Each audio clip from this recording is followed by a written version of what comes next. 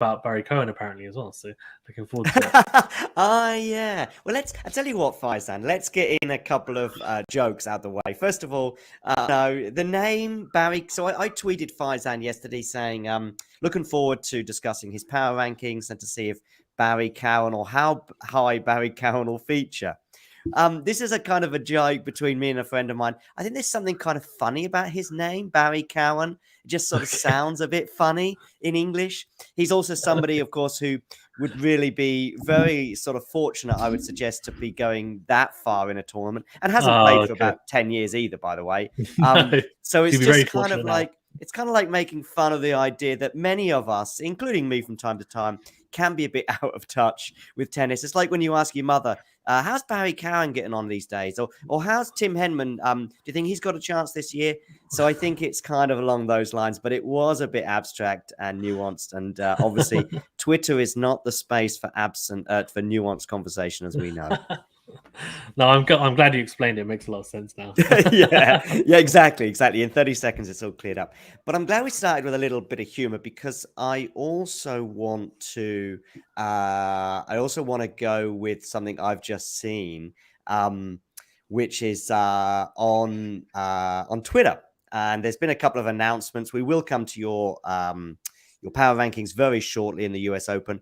But I just want to bring us to the attention of Twitter, because there's been a couple of announcements in the last few days that have amused or certainly been of interest to, let's say, the Twitterati and the Twitter people, but also a little bit abstract and a little bit away from the court. The first one, of course, is that Angelina Kerber has announced that she is pregnant today. I think that came out in Bild, a German tabloid, initially.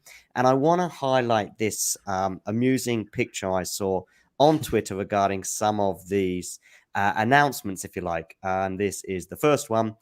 So we can see there, Kerber's pregnancy announcement. Oh, we're all loving that. What's not to love, hey, Faizan? Yeah. Other than the fact that she'll be absent from the tour for a large period of time. And if you want Kerber to win, you think, oh, couldn't you have waited a bit longer? But she has excitedly announced that she's desperate to come back and in particular perform at the Olympics in 2024. So we love these little memes here that was just showing how excited we are about Kerber's pregnancy. But what we also can see is some of the other reaction as follows, once I get my Twitter thing good.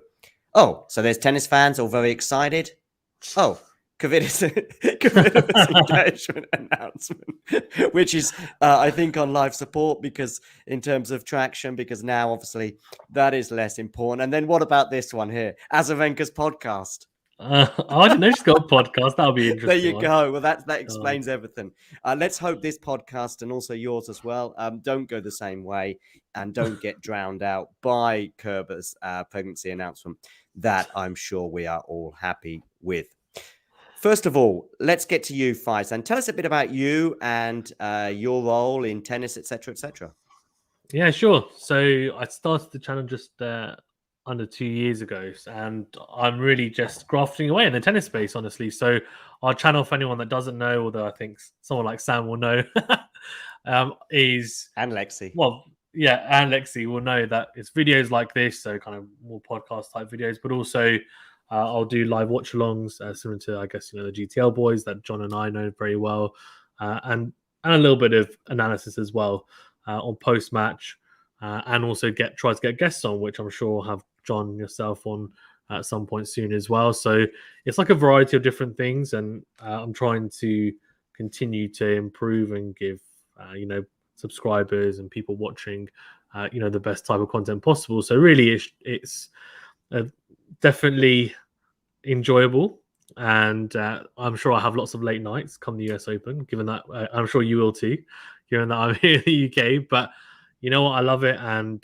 who knows, maybe one day I can do it completely full throttle, do it full time. But yeah, that's pretty much about me. I mean, I play a lot of tennis. I play a couple of times a week, but that's more kind of I play at a club and I play competitive doubles. I have in the past, nice. And also I've played some tournaments of singles, but not very high level.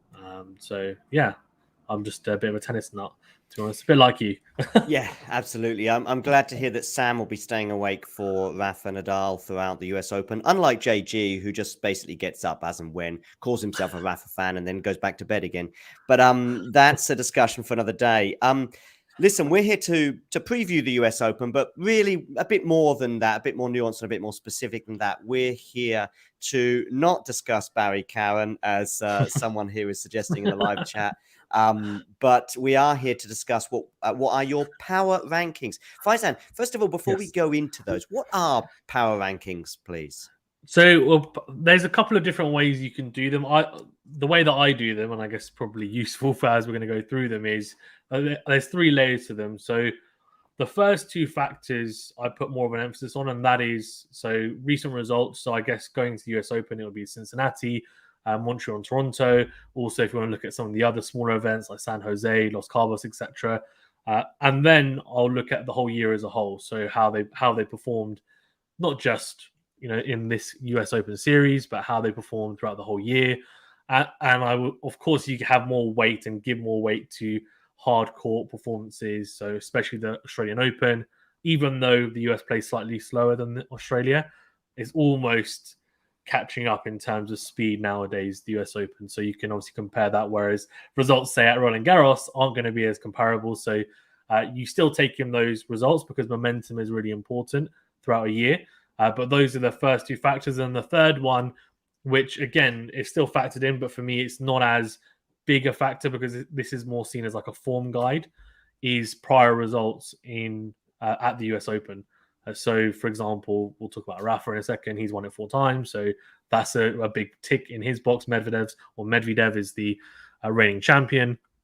And then there's some players that have never even played at the US Open, or they've only played once, like Alcaraz, but then he's made a quarterfinal, so that's pretty good going. So that's really how I do mine. It's very, very tough to do them, to be honest with you, because everyone's got different opinions, and that's what's great about them, though, because I think it does definitely bring about a level of discussion and debate, and everyone has different views on it and a different way of looking at it, which is great. But the women's side, I have to say, this year for the US Open was so hard. I mean, I was doing them and saying I could literally pick anyone from 1 to 10 in any different order in a way, and if someone could justify, you could probably justify it. Apart from maybe Swiatek, you'd have a fine maybe between 1 to 2, 1 to 3, because you have to have her there. She's number 1. She's obviously been in good form for a large period of the year. But everyone else, it's like it's just whoever you want, really. So it's interesting for sure. But that's a quick breakdown of how I've done them and how other people on other channels do it in different ways, I think. But it's kind of a roundabout that, I think. Faizan, there are other channels, are there? I thought it was just you and me in this Twitter sphere. Yeah, that's it. In this YouTube sphere, sorry. Exactly. No one else is allowed to contact you. Just us. Exactly. To be honest with you, I reference and many other channels, including yours, from time to time, and so I mean, when I try to attribute any statistical information that I garner from wherever it comes from and cite the sources and the quotes too. Nice to see there, Gene, on board there today, obviously mentioning that he'll be supporting Fritz this year in the almost certain absence of Djokovic. And of course, it won't be any greater surprise to find out that Djokovic isn't in your power rankings. In essence, and we're going to begin with the women, by the way, in essence, power rankings basically are the 10 players that right now, this week, on the eve of the draw, you think are the most likely, and in that order, I guess, to win the tournament or go far. Lexi there suggesting that she thinks Stefanos may well have a good chance, and who knows. One more thing before we actually dive into your power rankings. Did you factor, because you mentioned many of the factors, all of which make sense, current form, past form at the US Open and history as well, and been there, seen that, done that, worn the t-shirt, such as Nadal and Halep, for example, all of which have won many slams, and Medvedev too, under their belt. But there is one final thing. Did you put any weight on, so you mentioned current form, and I spoke to a couple other people earlier this week about Cincinnati and Canada in Montreal and Toronto on the men's and women's side. The Masters, did you put perhaps more weight on the Canada results than Cincinnati, the other way around, or even equal? So the way I did it is Cincinnati, because they use the same balls as the US Open, And also, from what I know, the speed is very similar to the US Open nowadays. I put more emphasis on Cincinnati. Also, that's interesting. But in saying that, there were some players, for example, who went deep in Canada, like say her catch. He made the final, obviously, in Canada, and then also won the doubles as well. So he was very tired going to Cincinnati. So I factor that in. I didn't say, you know what, he lost in the first round. That's it. You know, he's going to massively drop down. I said, look, you know, there's a reason why that's happened. Same with like Casper Ruud, and a lot of the players that performed really well in Canada didn't perform on Cincinnati, and there's a reason for that. It's because a lot of them were fatigued or they were tired, and I guess it probably also proves why it's hard to win a Grand Slam, because you have to play well back-to-back weeks. But I did factor that in as well. I wasn't saying, you know what, they did really well in Canada, then in Cincinnati, oh, they lost first round, that's it. No, you're done. You know, that's a reflection. I knew it wasn't a fair reflection, so tried to also take into account in terms of fatigue as well, which is how I looked at it. Makes sense. Let's get to it. Let's begin with the women's, because you highlighted just how difficult it was to choose your 10.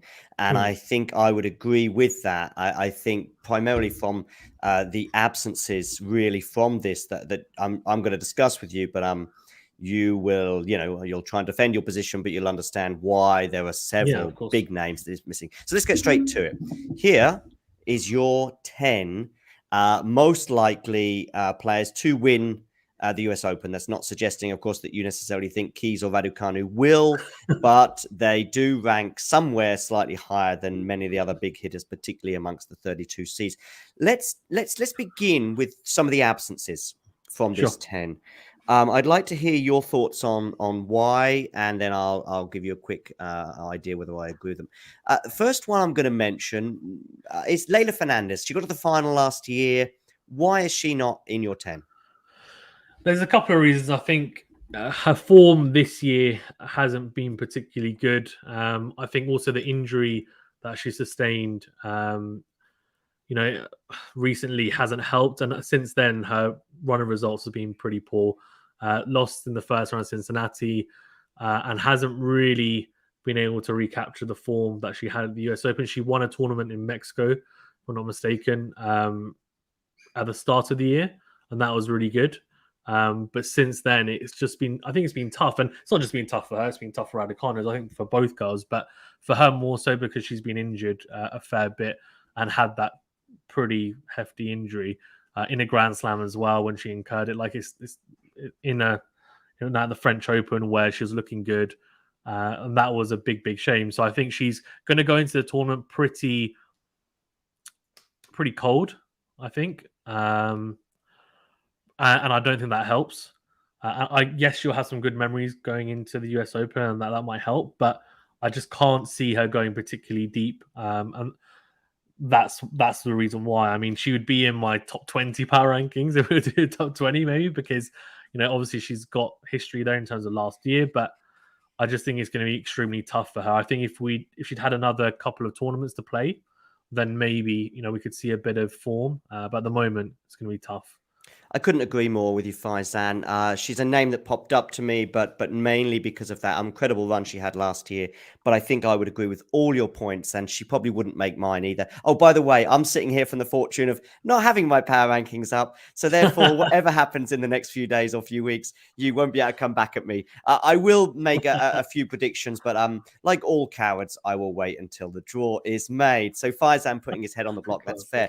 I did just ask for a few people to mention their 3 choices as to not make it too complex, at least from those in the chat. So I will be putting those up on the screen from time to time. But let me talk about a couple more of your absences. Maria Sakkari got to the semi-finals last year, has a lot of Grand Slam pedigree, I would suggest, albeit not quite going over that final hurdle. Why did she not make your top 10? Oh, Sakkari is an interesting one. I really like her game. I just think she's got a lot of points to defend from the back end of last year, which is why she's ranked where she's ranked at the moment. But I think if we look through her results this year, I mean, Cincinnati lost to Caroline Garcia. There's no massive shame in that because Caroline Garcia went on to win, of course, Cincinnati. But in Canada, she beat Sloane Stephens fine, but then lost to Pliskova.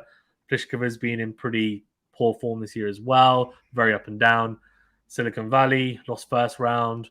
Wimbledon, we know third round. I mean, it's a different surface, but I can't remember the last time that, Masters 1000 or a Grand Slam when she's gone deep this year. And she did so very, very early on in the year, where she had a pretty good couple of tournaments, like in America at the start of the year, on the hard courts. But since then, it's been barren, really, her results. And she's really struggled, I think, to just string them together.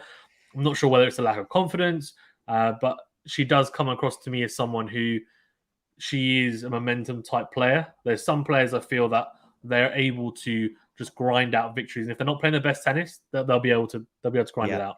With Sakkari, I don't feel that way. I feel like she's very much a player that is built on confidence and mentality. I think at the moment she's struggling to really find that rhythm. But in saying that, the balls and the courts at the US Open, they clearly will suit her game to a degree, because last year she made the semi-finals, as you mentioned. She isn't the most powerful player, but she has a lot of energy, hits the ball a lot of spin. Obviously, she's a bit of an energizer bunny as well, as I like to call her, because she's just so quick around the court, one of the fittest athletes on the women's tour. So that will add a bit of weight to her shots and her ball as well, which is good, because they use the normal duty tennis balls rather than the heavy duty that the men's use. And Swiatek, when we get to Swiatek, I'll mention her thoughts on that. She's not particularly happy that they use those balls. So we'll see how she gets on. But in terms of form-wise, I just found it really hard to put in my top 10. Yeah, that makes sense as well. Somebody else, by the way, who's also gone big on the balls in terms of her tweets, really seemed to be annoyed, is Paula Badosa, another person who probably at the beginning of the year, many of us had her in the final, or she still is, of course, highly ranked. But why is she not in your 10, for example? She's, I feel like, Badosa, Kontaveit, and Sakkari.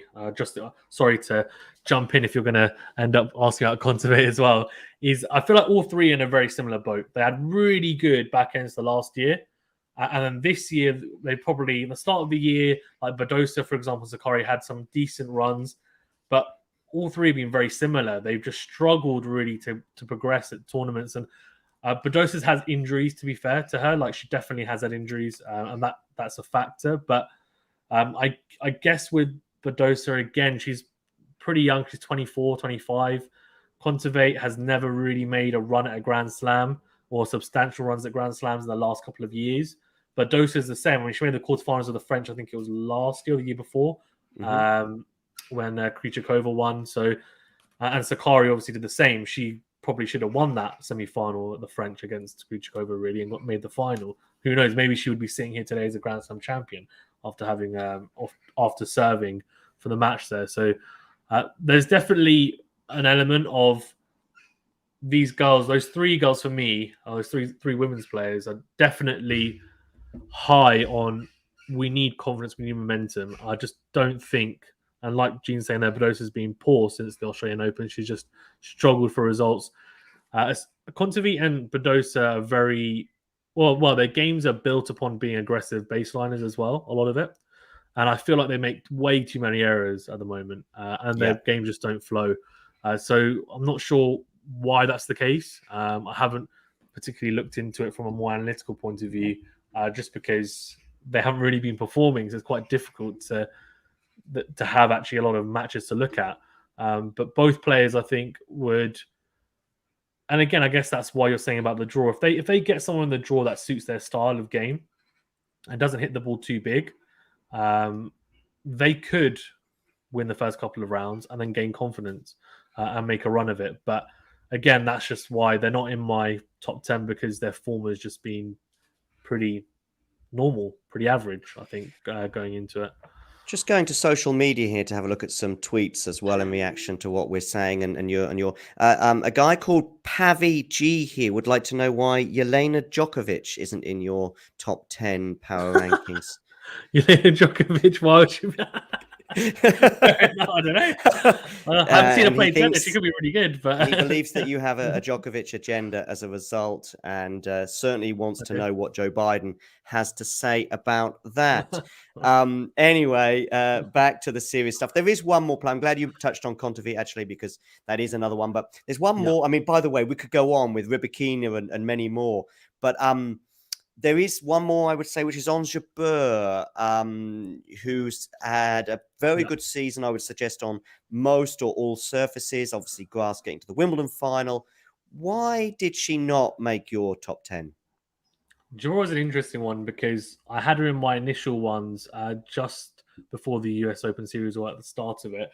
And I had her pretty high. And then I think I've come to the realization, because I'm a bit of a Jabeur fan as well. I think I've come to the realization that the hard courts are just not quite suited to her game as much as the grass and the clay.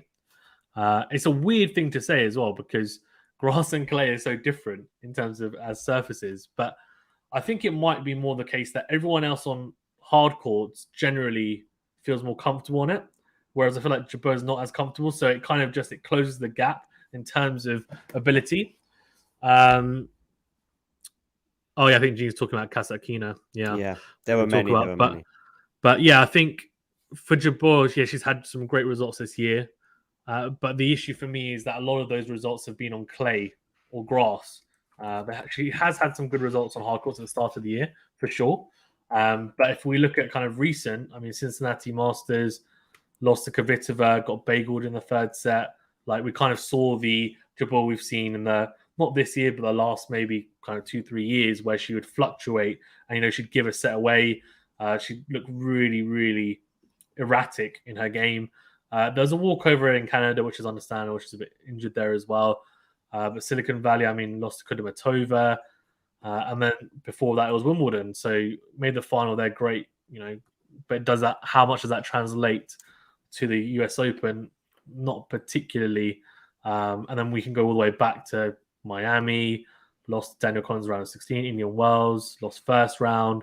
So, and Australia didn't play it because she got injured. So it's pretty tough to have a real understanding of what her form is going to look like on hard courts, because there's not a huge, I think, there's not a huge amount of data to really look at and matches to look at. She hasn't played a lot, mainly because she hasn't won a lot.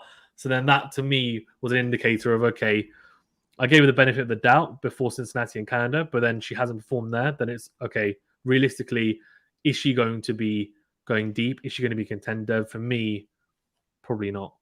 Yeah, that's fair. I think there's obviously plenty of other big names that, for slightly less attentive observers, may well be thinking, where's Serena Williams? Where's Muguruza? Where's Naomi Osaka? These, you know, almost legends. Obviously, yeah. Serena, undoubtedly so, legends of the game. But I think for fairly close observers, none of those three have shown any sort of form in the last 9-10 months in Muguruza's case. Obviously, going back a couple of years in Serena's, and Naomi's a similar span, probably since the Australian Open of last year. So that's a very lengthy period of time to be in the doldrums, particularly for somebody like Muguruza, who you would never imagine would fail to be in a power rankings 10 months ago. But there is one more. There is one more. Yes. That I think I see somebody mention Andreescu as well, but kind of a bit jokingly. But obviously she's got some pedigree, obviously having won the tournament in 2019. But again, it's a long time out. But I think there's one more. Bencic, I think, is somebody that would probably make my 10. I would find a space for her, perhaps at the expense of Keys. But it's very difficult to know who to drop and who to add.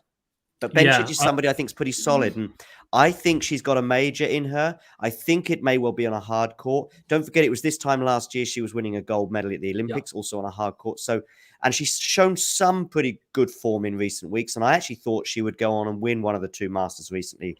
So, yeah.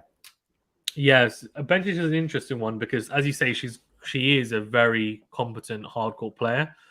I think with her, and I think with my power rankings, there is an element of recency bias, and I guess that's what comes with the power rankings with Keys and Kvitova, for example, because, as I said, I put a bit more weight on Cincinnati, and the issue with Bencic is she lost in the first round of Cincinnati to Kirsty. a close one, yes, but still ended up losing and then lost to Haddad Maya, I think, quarterfinal. There were some good wins, though, on the way there. I guess you could say Martin Kova, Serena. I mean, I was going to say Muguruza, but I mean, Muguruza is very, very lucky to still be in the top 10. She's got a lot of points to defend. Badosa as well, so high, and Sakari too, who've been, they've got I a lot think of this points year's to defend coming up. rankings. Yeah, they have. I mean, Sakari got the semi-finals here last year. I remember that match between Karjakova and Muguruz, which is one of the most exciting matches, not least for the exchange at the net at the US Open last year, where Muguruz was particularly annoyed with Karjakova. At the time, I had some sympathy for Karjakova on that, but I think looking back, she has got a bit of a reputation for taking stops and pauses and lengthy breaks, and that did disrupt Muguruza, I think, in the end of that match. But yeah, she's fallen off the radar. But I just wanted to give a quick shout out for Bencic. Listen, Raducanu, let's get to it because we're obviously skating through it. Raducanu, number 10. Yes. I would probably find a space for her in my top 10. But why have you done so? She kind of crept in, really. And if I'm being honest with you, she crept in because of how she looked in Cincinnati. Yeah. She wouldn't have otherwise. If she'd lost first round at Cincinnati, she wouldn't be in then. And you might see, say, a Bencic in there instead. Because her form has been very up and down this year. She hasn't won a lot of matches consecutively. And that's why going into this US Open Series, there's not many hopes about her replicating, the win from last year or getting close, I think. However, in Cincinnati, and I watched all three of her matches against Serena, and again, like Serena's definitely a shadow of the player she once was, but still managing to bagel her is still impressive. Yeah. She still can be dangerous. And then Azarenka, I think, is the more impressive win for me, because Azarenka normally around this time of the year suddenly catches fire and she plays really well. So that's what was a more impressive win to me. And again, bageling her, only dropping 2 games in that one. And then against Pegula, who's been arguably the most consistent women's player of the whole season, I would say. She consistently makes quarterfinals, semi-finals. She's almost like a banker, really. And she's probably one of the only players that you can really trust to say, you know what, she probably will make the quarterfinals of the US Open, unless she gets a horrific draw. Raducanu obviously lost to her in straight sets, but it was a tight one, 7-5, 6-4, and Pegula, as I said, being one of the more informed players. So that's not a embarrassing defeat. That's a hard-fought defeat in the end. And I think come the US Open, she, like Fernandez that we mentioned earlier, will have those memories, those experiences, those happy experiences in Flushing Meadows, and I think she will raise her game by 5-10%. It's not going to be enough for me to make a semi or a final, but I wouldn't be surprised if she makes the quarterfinals, say, depending on the draw. You've gone big on Garcia. I think too big, and I think Jean thinks the same. Why have you gone this big? I mean, let's go by power rankings, thinking if the draw falls right, then she'll make the semi-finals as far as you're concerned. Yeah. There's a couple of reasons, I think. So obviously she's been in good form recently, obviously winning Cincinnati. She did lose in the first round, to be fair, in Canada in 3 sets to Cornet. But I think it was more the level that she showed in Cincinnati. She also did, I guess, notably win in Poland. She beat Świątek, and in Poland beat Paolini and a couple of other decent players, but nothing like of huge note, but still managed to win the tournament there. She's won a couple of tournaments in prior months as well, but it was really the Cincinnati run that stuck out to me. She had to come through qualifiers as well, which makes it even more impressive. Beating Diane Parry, Petkovic, Martic, Sakari, Mertens, Pegula, Sabalenka, and Kvitova. I mean, that's a pretty good run. And what impressed me more was, and I think it's probably going to be pretty scary for some of the other women on tour, is her returning ability at the moment. And the way that she's happy to just stand on the baseline or even stand inside the baseline for first serve returns. And with second serve returns, she's almost close to the service box at times. She's really, really confident right now. She's playing some incredible tennis. The only question mark for me around her game is going to be, will she potentially have the gas tank to last that long in a Grand Slam? She can sometimes come into slams and and look a little bit kind of injured or have a niggle here and then. She obviously played a lot of matches in Cincinnati because of the qualifiers and some longer matches. So if she's rested though and is kind of recuperates correctly, she's got a very dynamic game. I don't see why she can't go far. She might not make the semi-finals, but in terms of form-wise, I think she is one of the most informed players, arguably. And I even had some people on my channel saying, you know, we should have her at 2 instead of Coco Gauff. So wow. it's funny, right? That's why I love doing these, because some people, for example, like Jean yourself, think she should be lower. Some people think she should be even higher. And some people say she's going to the US Open. It's just like, that's what's great about tennis. Yeah, especially women's right now, and the depth that is there. Yeah. I just want to use this moment to say that Andy Murray, of course, predicted her to be a future world number 1, so perhaps he'll be rooting for her. Yeah, he said it a few years ago, mind you, and that seemed to have been a bit of a misguided prediction, but who knows with this recent return to form. One other thing I think I'd like to mention was that there was a journalist in the Daily Mail a couple of months ago who described her Agassi as a nobody in tennis, and that Raducanu should be ashamed for losing to her, and I just want to highlight that. That is the most ridiculous thing I've read in tennis all year. And I've read plenty of Pavlyucci's tweets, by the way. So anyway, we've had enough of that for now. Let's talk about one or two other players in your top 10 that I think Sabalenka may be quite lucky to be as high as 7. Yeah, Sabalenka is an interesting one because she would have been lower down, or maybe even not even made the list if not for a couple of good runs recently. Cincinnati obviously making the semi-finals. She also has, I guess, credits in the bank for making the semi-finals of the US Open last year as well. So that does help. And in Canada, she made the round of 16, lost to Coco Gauff. There's, again, no massive harm in that. Gauff's been in really good form. Quarterfinals in Silicon Valley. So she's suddenly started to put together some results, which is good to see. And I think that's been a positive thing. And losing to Caroline Garcia, went on to win it, took her to 3 sets. I think for me, she will be dangerous, I think, in the US Open. I don't think, again, will she be able to replicate her form and from last year and make the semi-finals?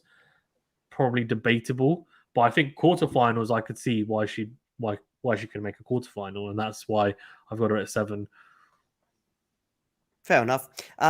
Just finally, let's have a look at your top 2 of Swiatek at number 1 and Gauff at number 2. Yeah. What were your thoughts behind that? I mean, Swiatek's number 1 was one of the hardest ones in a way, because it was like, is Swiatek deserving really of being at 1? And my reasoning was, well, okay, she's number 1 in the world, so that's obviously a factor, but also the form she's shown throughout the whole year. But her history at the US Open is not particularly good. She hasn't gone deep at the US Open, but you would expect her to have pretty good results there, considering the way that it plays. You'd expect her to play better at the US than Australia. And in Australia, she made the semi-finals. So you could say, okay, well, she'll at least make the finals, right? Not sure if that's going to be the case. Sure. But in saying that, like, who else would you put there? It's almost like, who else do you put there for number 1?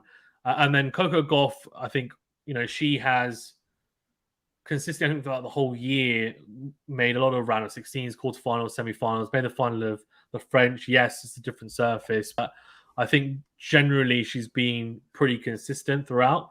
And I think the reason she was in there is because there's just not been many more consistent girls who have gone as deep as her in a lot of the tournaments. But I can see people saying about Halep, and I can see why Halep might be there as well. Some people saying that Halep should be higher. Halep, of course, won in Canada. It was just a shame not to see her in Cincinnati.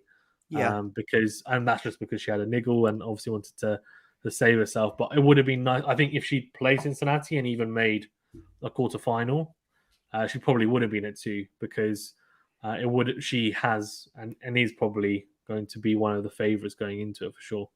I've been also asked, and I think we should both take note of this. Patrick Mouratoglou has been in touch, and he would like to see his name in brackets after Simona Halep, as we know that they are pretty much a doubles team, both on and off the court.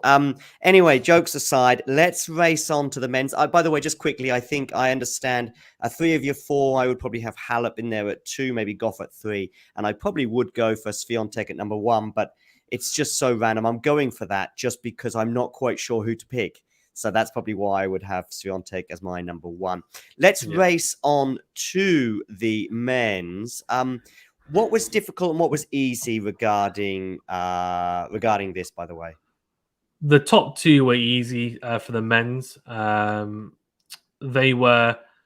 You can have them any order you want, but I had it in that order because, unfortunately for Nadal, he came up against an inspired Coric. So you could say, well, okay, you shouldn't really hold that against him because, you know, at the end of the day, everyone lost to him, and he's the only player actually to take a set off him in Cincinnati, to be fair as well. But for me, it was a case of, well, Medvedev's basically played a lot more tennis going into the US Open. He's also the reigning champion. And arguably, you could say, I mean, a lot of people might say, even if Djokovic was included, he's probably the most informed hardcourt player generally for the last 12, 18 months, right? I mean, made the Australian Open final, won the US Open. He's recently won Los Cabos as well. And he's, made the semis of Cincinnati, came up against Tsitsipas, who played some really good tennis, and I will talk about him in a second, and his improvements. But yeah, so the top two for me, pretty certain. I think for Nadal, the big question mark around him is in Australia, he did have a long layoff, but the positive was that he was able to play that Melbourne Somerset the week before, which wasn't a high caliber tournament. There weren't really good players playing it, but it was good enough that he could, one, play on the courts he was going to play out of the Australian Open, two, could play on the balls, and three, they were competitive matches. And he managed to get a lot of games in before then and kind of warm up. The issue with now is that, yes, he's played more tennis in the past, whatever it is, 12 months than he did going into Australia. But recently, he hasn't been able to because, one, he rested himself for Canada because he thought it's not quite 100% right, so let's not risk it. Then went to Cincinnati and it kind of all went wrong, losing to Coric. So that's not been ideal preparation coming into this. In saying that, he's a four-time champ.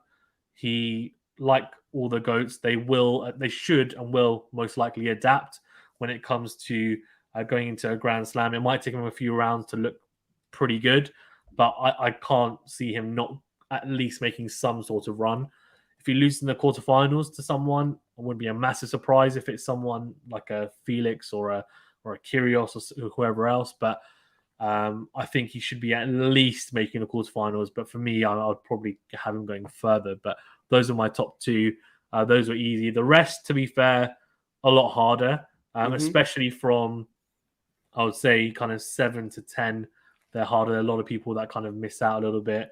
You think, they've had some good results. But honestly, yes, the women's is so open, but the men's, in a way, is almost just as random in a way because Medvedev's not coming into this in great form. Yeah. No one is really. You could say maybe Kyrgios, but then Kyrgios kind of ran out of gas in Cincinnati, right? And in Canada. So you couldn't have Kyrgios at one, though, really, could you? You couldn't really have him at one or even two. Yeah, that's the thing, right? And he's run out. If he'd won Montreal and won Cincinnati and everything, yeah, of course, chuck him in there. But is he going to be recovered? And I think even if he'd won those tournaments, to be honest with you, I don't think you could really put him any higher than 3. I think 3 is the absolute maximum you could put him. Because I just think that to see Kyrgios in a major final, we saw him at Wimbledon, which I do think is slightly more tailored to him. Obviously, he had Nadal pulling out and perhaps had a kind draw as well. Nothing against him. You win 5 matches, incredible, especially over 5 sets. But I think you can't put him any higher than 3. There's one person, Faizan. Yes. There's one player that screams at me that is not in this 10, and you're going to get one shot at this, okay? And if you get it right, I'll give you some forgiveness. Which is that one player that I'm shocked that I don't see in this 10? Oh, okay, interesting. There's one that just shouts at me, then he would be definitely in my top 8, probably even higher than that. Probably top 6, I would have him. Oh, there's 2 people I've got in mind. I'll go. I'm going to go Casper Ruud, but it could be no.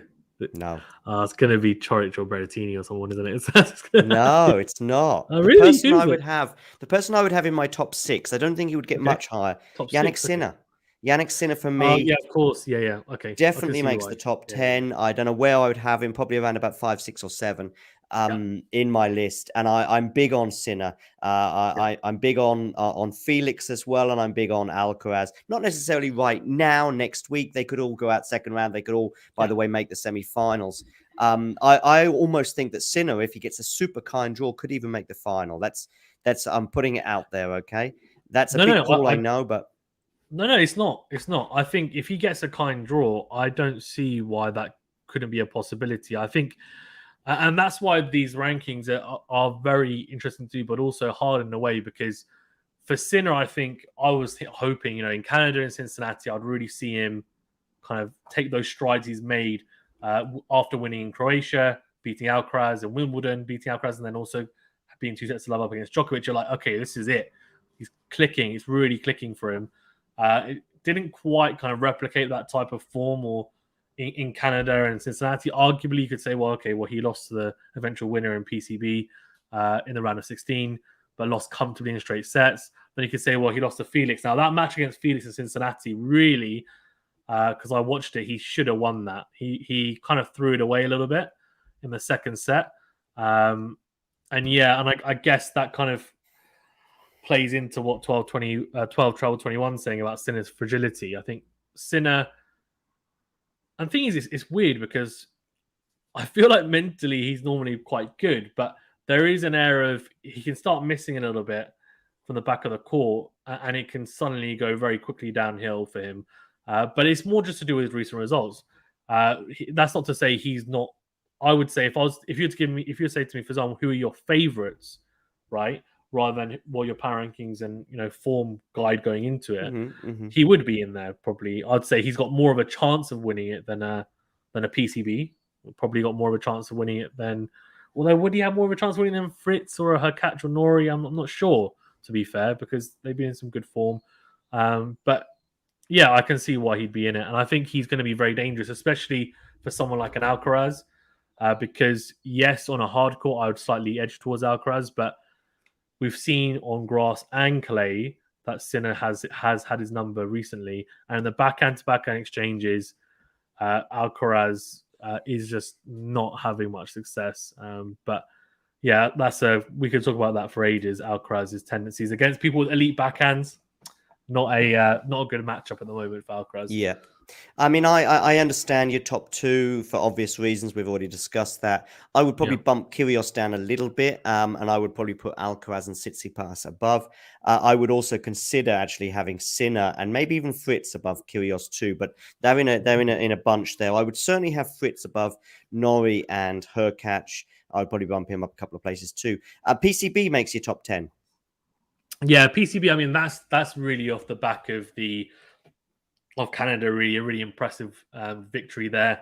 Didn't obviously replicate in Cincinnati, and but in Canada, he obviously had some really really good results, good wins. Managed to win it in the end against the Hurkacz, who I have to say, in Masters 1000 tournaments, he's not. You'd think he'd just blitz him. So that was an impressive victory, I have to say. So that's why he creeps in there at number 10. Again, also he's made 2 semi-finals of the US Open in the past as well. So he's got credits in the bank there as well.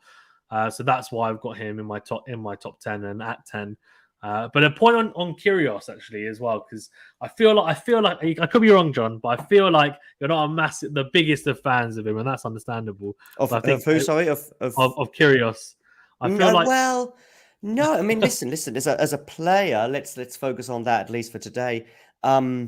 It's more that I know I enjoy watching him play, and if I was going to see a tennis match and it was him or many of the other people in this top 10, I would much rather see him play for a variety of reasons, for the fireworks, and we mustn't forget that somebody's threatening to sue him over the 700 drinks accusation he made at Wimbledon, which is all kind of ridiculous. But no, it's not that I'm down on him. It's what I am. It's more that I just think that 7 matches. I know he did 5 at Wimbledon, but over 7 matches, tie breaks are an issue for him because I do think that either he gets tight or he gets reckless. He also gets frustrated. I think he in a way should have taken that to 5 sets one way or another against Djokovic at Wimbledon. Of course, no great shame in losing that, but I do think grass is a slightly better thing for him. And I think really immense recency bias has come in here because Do I see Kyrgios making the final at the US Open? I probably don't, and therefore would just bump him down. But I'm still having him comfortably in my top 10, probably in my top 6 or 7, which means Yeah. that he could easily get, with a good run, get to the quarters or the semis. But you're right. I probably don't fancy his chances as much as you do. Yeah, yeah, because I mean, at number 3, right? So that's me saying I think he's projected to make the semis. Yeah. This is basically what I've said there. That's Yeah. like his best result. And thing is, I think the draw is going to be really, really crucial for him as well. Completely agree. Honestly, but he's I think seeded for as all. well. But yeah. Agreed. Yeah, but he's seeded at the US Open, so that's a positive. There's going to be more pressure on him, and I would imagine. And again, I'm not a betting man, but I'm pretty sure he's going to be in the top 5 favorites. Yeah, sure. I think he probably would be. Yeah, but that's also partly because a lot of people just like to lump money on him. That's yeah, probably. But the one thing for me is taking into you can completely kind of disregard even Wimbledon is some of the wins he's had recently, and I think the one that stands out is the Medvedev win, and that was a big one for me because he got completely destroyed by Medvedev. I think it was it Australia this year? He lost to him in 4 in Australia, definitely. Medvedev was the better player. Yeah, and Kyrgios came out after and was like, he's just too good. Yeah. But what's happened since then is Kyrgios has started to take it more seriously. I think we can be honest. I mean, he's been clearly actually training, and he's got into this mindset where he's actually wanting to win rather than just say, "Yeah, I'm going to have good fun and blah blah and stay in the crowd." But no, I actually want to win as well. So that's been something that's been, I think, a positive sign for him. And the win over Medvedev, I think, was a big one because it was on a hard court as well recently. So that to me was a big plus. But in saying that, I can see why someone might say, you know what, he should be a bit lower. But I just have a feeling that the Kyrgios that we saw in the last 2 weeks isn't the Kyrgios we're going to see at the US Open. We're going to see one that we saw more at in like Los Cabos, the one that we saw, in the previous kind of 6 weeks before that, because I think he was carrying a little bit of a niggle. He looked a bit fatigued. He's going to have a rest, and he'll come back. And I also don't now subscribe to the thinking of he can't why can he not go? How can he go deeper at a Grand Slam? He's going to gas out because I think his fitness is now there. He's now playing regularly. He's now training regularly. So I don't think 5 sets is an issue. He played multiple 5-setters at Wimbledon. He was fine. So I think that's not an issue. The tiebreakers I agree with. I think the tiebreakers were a massive issue for the whole year and halfway through Wimbledon. But I think there's still, obviously you can still lose a tiebreaker, but it was the Tsitsipas match at Wimbledon where he won a tiebreaker. Yeah. And then from then on, it was almost like, okay, I can actually do this. I don't need to. I don't need to think. You know what? This is the worst thing in the world, going to a tiebreaker and then almost tank it. He was, he kind of managed to. Well, he started to manage the tiebreaks better. So I think he'll be okay. Whether he'll make a semi-final remains to be seen, but he should be doing something at the US Open. Unless he draws someone like an Isner, to be fair, as 1221 says, and then who knows? Go out first round. Well, what notions you subscribe to or don't, Faizan? Very interesting, but I'm going to bring us to making sure you subscribe to the channel if you are with us today or watching later on. Do you like the nice little segue there, Faizan? Yes, very good. I subscribe to this idea, and make sure you subscribe to the channel as well. By the way, just a couple of people there. I did highlight in the chat some ideas on unseeded players, and I think basically from probably Kecmanovic is currently number 36 in the world, so I think from him downwards they will remain unseeded. I believe. Yep. Is Basilashvili, is he playing? I think he is, and therefore he's seeded 32. Yeah. Exactly. Him, Cressy, and Tommy Paul will be bumped up 1 place each.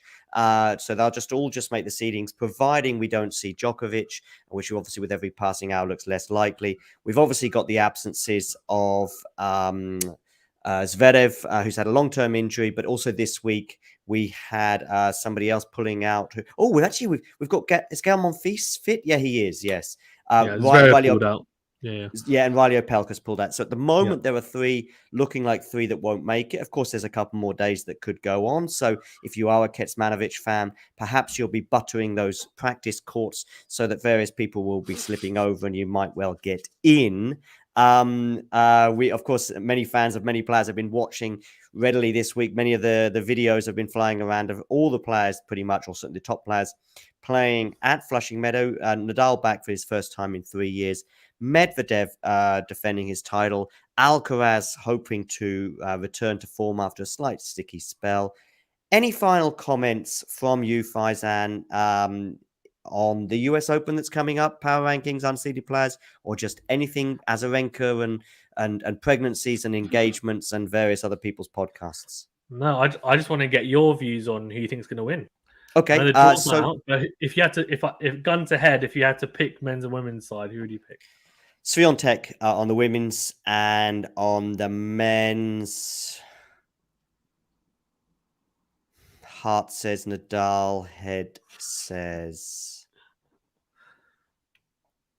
Stefanos Tsitsipas. Ooh, what about that, Faizan? You put my back against the wall, and I come out with a bizarre, a slightly bizarre, but it's just what I felt in the moment. And it's, to be honest with you, any one of about half a dozen really could win it, and he is in that half a dozen.